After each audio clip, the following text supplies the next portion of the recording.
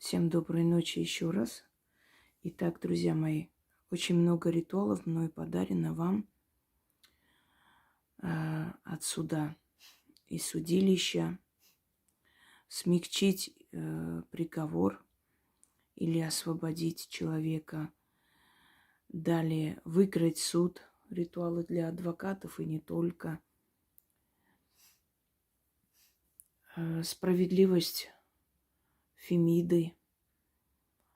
Но огромное количество, одним словом, работ, которые могут помочь вам и вашим близким, потому как от суммы и тюрьмы не зарекайся, это не просто так сказано людьми, да, тысячелетием это выражение имеет смысл.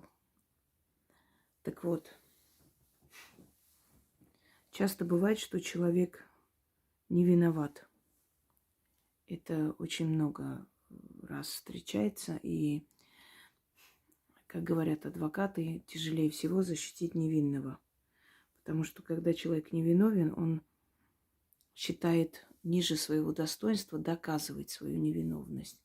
Ведь он не виноват, почему должен кому-то что-то доказывать? Доказывать значит оправдаться, а он не виноват. И в этом случае его слово звучит неубедительно, его могут посадить. А человек, который виновен, он соблюдает все рекомендации адвоката, молчит, где нужно, говорит, что нужно, и может сойти за невинного, и его могут освободить.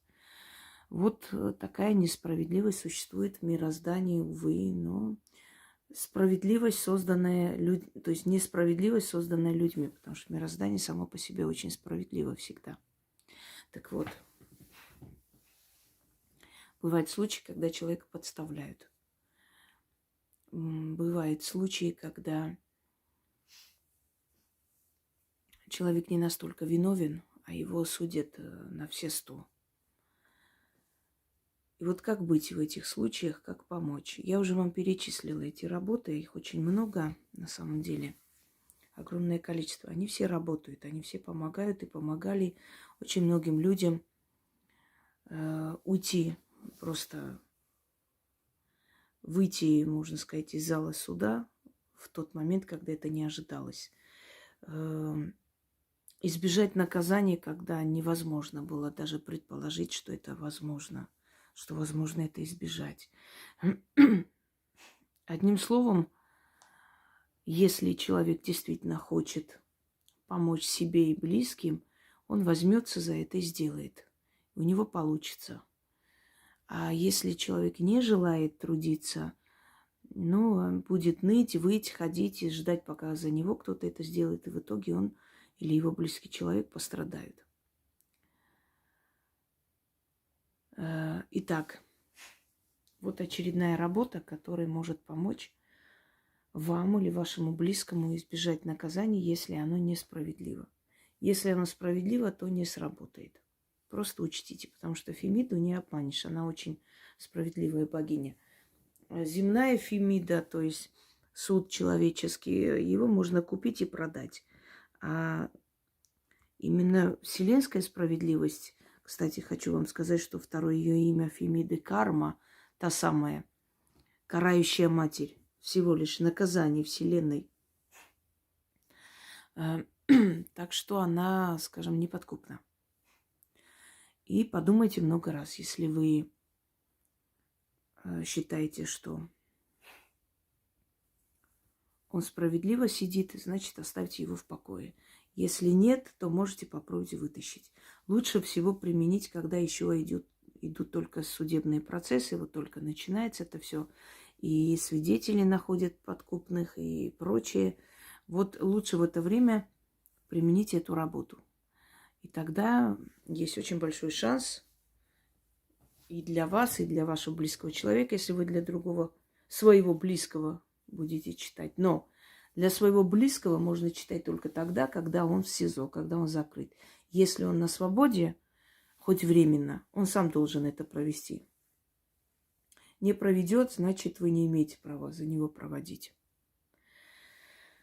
В тех случаях, когда вы можете помочь своему близкому, я указываю. В тех случаях, где не указано, прошу миллион раз внизу не писать. А я могу за него делать, а я могу за него начитать от болезни. Нет, не можете. Вы не можете пить таблетку и надеяться, что головная боль у вашего близкого человека пройдет.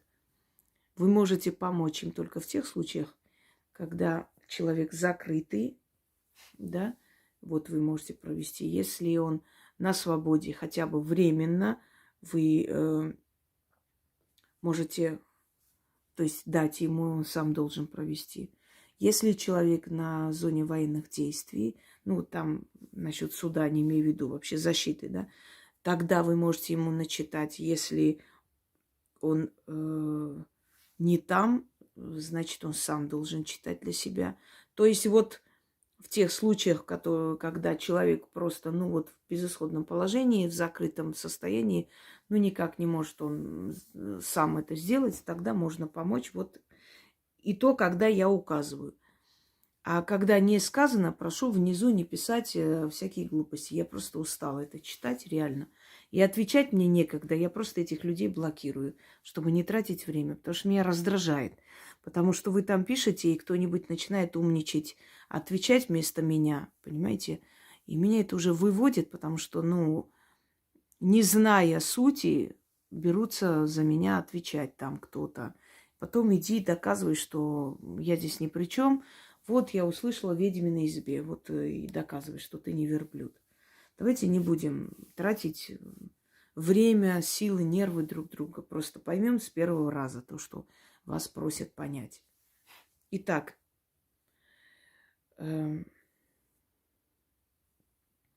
значит, что вам нужно делать? Вам нужно будет идти на кладбище. Да, нужно идти. Отнести водку, отнести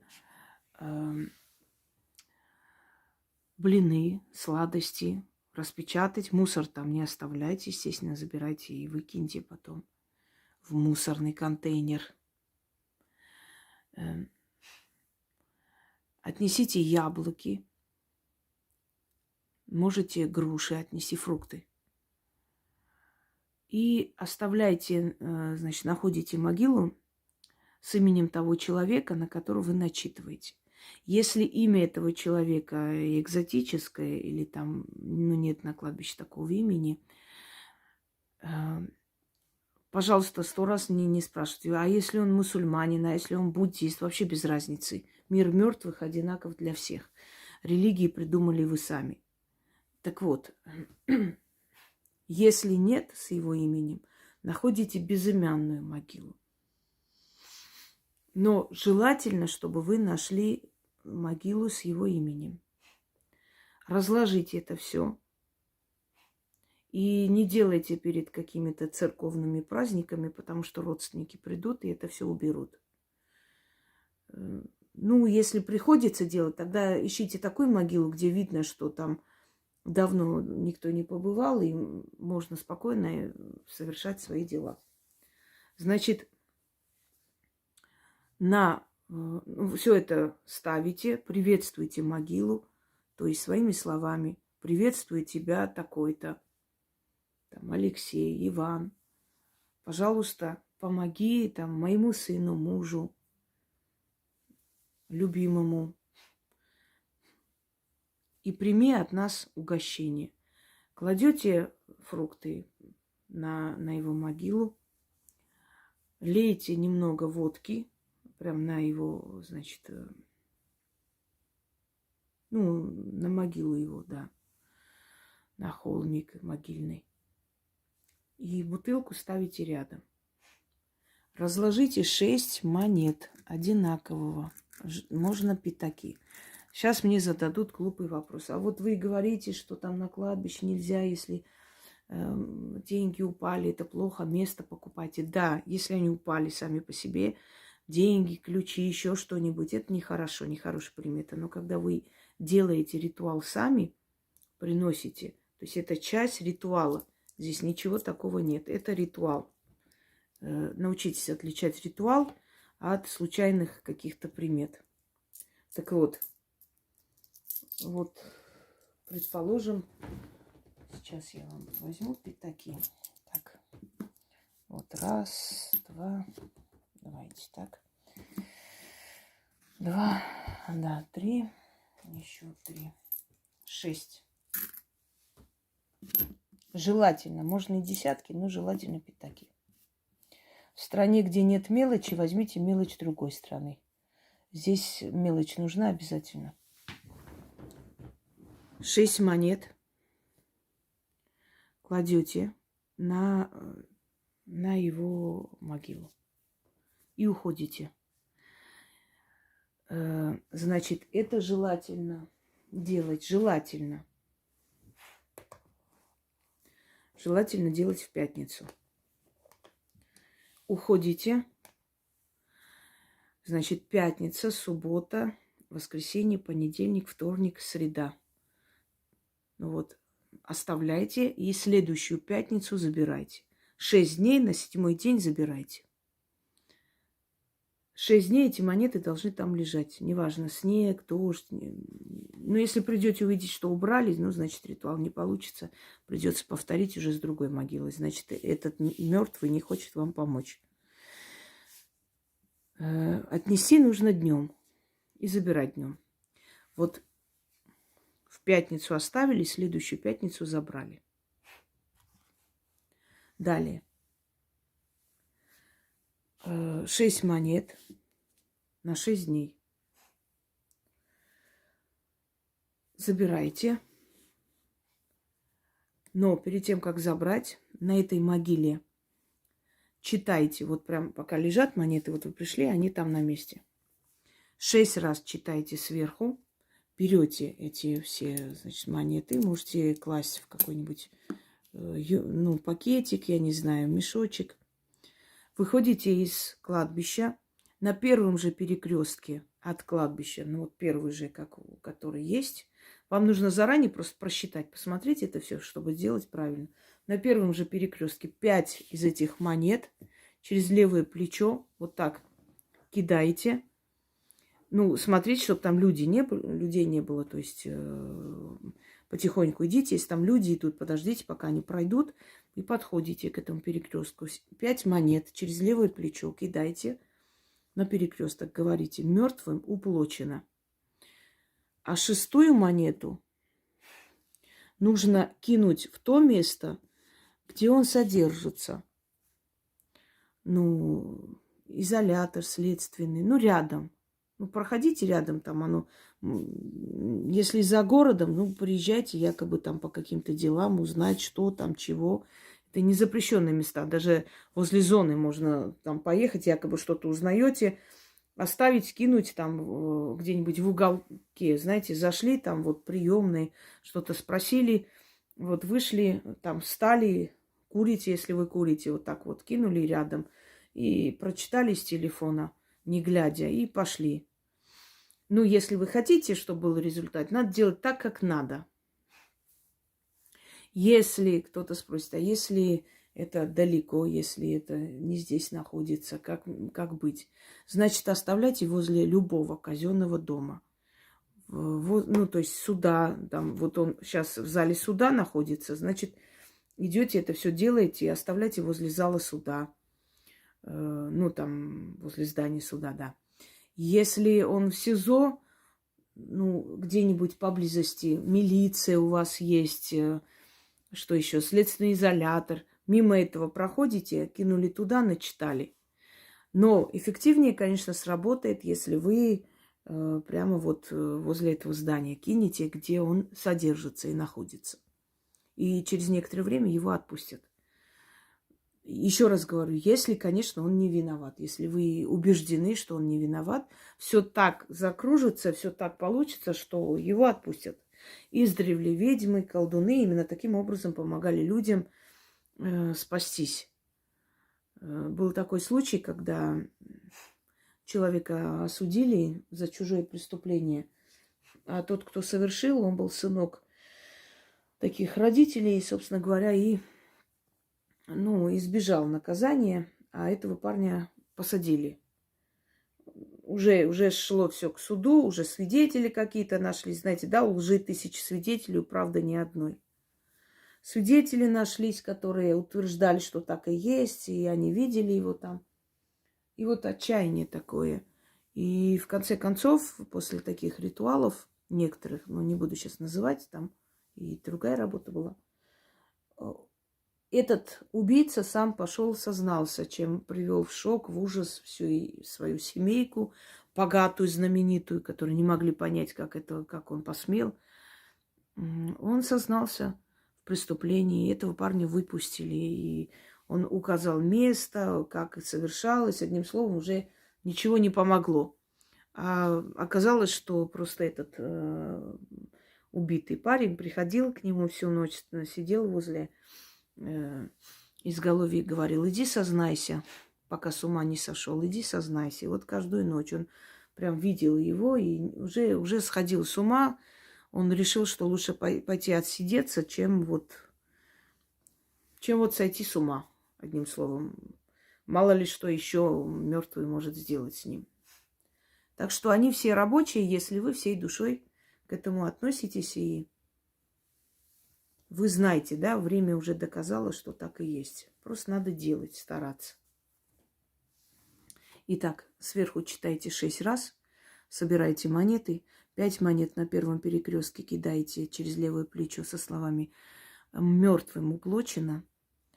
6-ю монету подкидываете в казенный дом рядом, читайте и уходите. И все, и колесо закружилось, и в скором времени все изменится в вашу пользу. Так.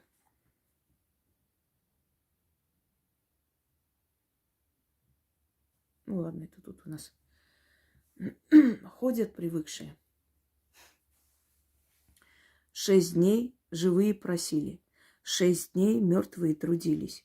Что судом да людям казенным сделано, то мертвыми попрано, то мертвыми разрушено. Свидетелей могильная земля оглушила, их показания смыла.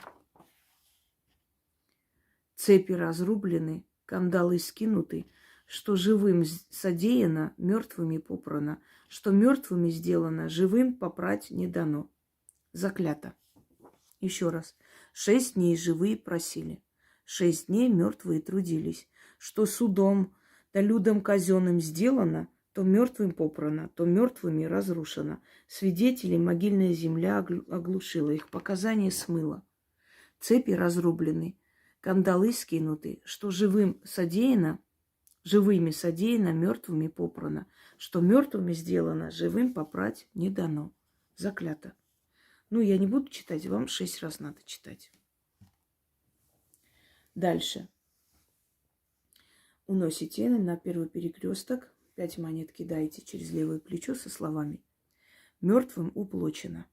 6-ю монету возле зала суда нужно кинуть и говорить: через мертвых с их помощью тебя, имя его, вызволяю, с казенного дома выкупаю и освобождаю. Заклято. Тоже 6 раз. Через мертвых с их помощью тебя вызволяю, с казенного дома выкупаю и освобождаю. Заклято. Все. И вы увидите результат, какой пойдет сильный и быстрый. Желательно после обращения к миру мертвых, вообще после таких работ, но это сильные работы, и к ним надо прибегать очень осторожно, не злоупотреблять, и, собственно, самые такие безысходные моменты. Желательно после этого всегда откупаться от духов или на алтарь, потому что это все-таки более темные дебри магии. Желательно. Ничего вам такого не будет, если вы не сделаете, если вы поведете себя неправильно. Ну, хорошо. Предположим, решите, что вопрос решен, и о каком откупе может идти речь. Может быть, но просто в следующий раз, если вдруг вам пригодится еще раз кому-то помочь или даже себе, силы вам уже помогать не будут вот в таких ситуациях. Вот и все. Я-то знать не знаю, кто что провел, кто когда чего, но просто я потом слышу, когда говорят: вы знаете, все помогало, все было хорошо, а потом перестали. Я спрашиваю: а сколько раз вы просили, в каких ситуациях там человек обрисовывает, описывает такие ситуации безысходные, что, можно сказать, за руку вывели. Я говорю: вы что-нибудь сделали взамен, я не знаю, кому-то помогли. Я там мелочь отнесла же, и как вот обычно. Ну, то есть вот жадность фраера сгубила, это вот тот случай. Если вы считаете, что, ну вот мне помогли, но это же ритуал, он же должен сработать, он же для этого и есть, ну и замечательно. Все, ничего не делайте, но и потом не требуйте ничего. Не требуйте, не жалуйтесь. Вы не сделали, вам больше не хотят помочь. Ну, не любят духи жадных людей, мелочных. Не любят, и все. Вот, собственно говоря, и все. Всем удачи, и пусть эти работы вам помогут. Они вам помогут. Главное, чтобы вы даже не столько важно верить в это, сколько важно уважать эти силы. Уважайте, и они вам помогут. Всем удачи!